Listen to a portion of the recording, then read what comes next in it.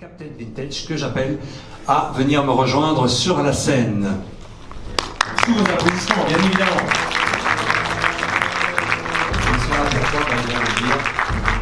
On va vous parler un petit peu du film et vous faire participer.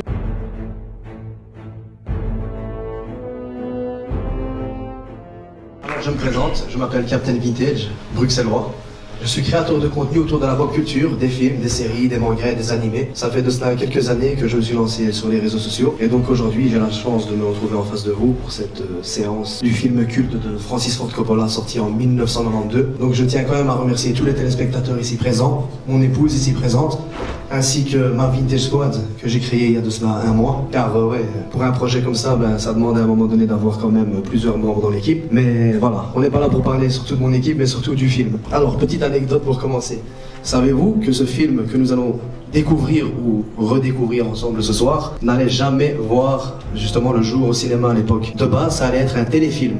Et c'était Winona Ryder, donc une des actrices principales du film, qui était vraiment fan du roman de Bram Stoker, qui a décidé de contacter Francis Ford Coppola et lui dire « Écoute, il faudrait qu'on en fasse un film plutôt qu'un téléfilm ». Après, il faut dire que ce film a quand même tiré son épingle du jeu en sortant à l'époque. Il est quand même arrivé 9e au classement international des box-office pour un petit budget de 40 millions de dollars qui a rapporté au final 215 millions de dollars. Ça reste un film d'horreur. Il faut savoir que les films d'horreur sont souvent classés ou classifiés dans une certaine catégorie. Je ne vais pas appeler ça des films de classe B.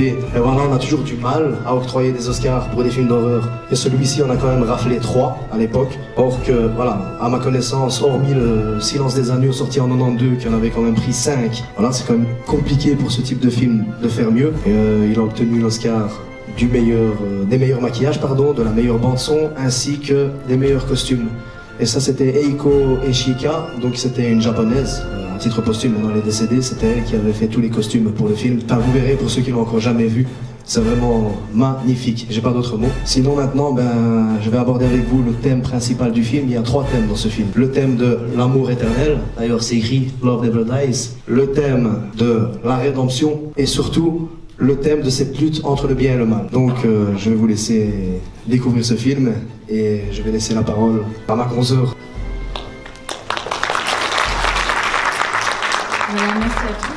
Alors, donc, ce qu'il faut savoir aussi, c'est que ce film a fait connaître ou a fait redécouvrir plusieurs acteurs, dont Gary Oldman qui représente donc le rôle de Dracula, Winona Ryder dans le rôle de Mina, Kenny Reeves dans le rôle de Jonathan Harker et Anthony Hopkins aussi dans le rôle du professeur Vanellope. Il y a aussi une apparition de Monica Bellucci, donc, qui était le sexe symbole donc, des années 90. Je vais passer la parole à mon ami Hakim. Donc merci à tous. Donc en fait on va vous souhaiter une très bonne séance et je vous invite à ceux qui le veulent. Après la séance du film, il y aura une séance de questions-réponses. Donc on va un peu vous interviewer par rapport à certaines scènes du film, ce que vous en avez pensé, des choses que vous aimez bien, pourquoi vous êtes venus ce soir. Et ce n'est pas obligatoire bien évidemment, mais ça nous ferait plaisir que vous restiez. Donc voilà. En tout cas un grand merci à vous de votre participation et je vais laisser la parole au directeur. Merci à vous.